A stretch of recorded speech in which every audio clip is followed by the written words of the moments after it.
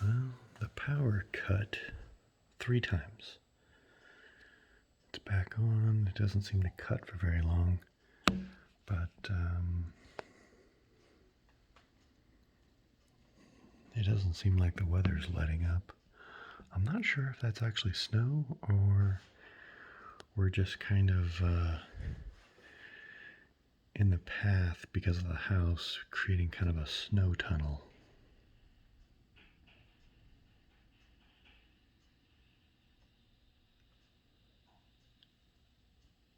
I also don't know what that sound is.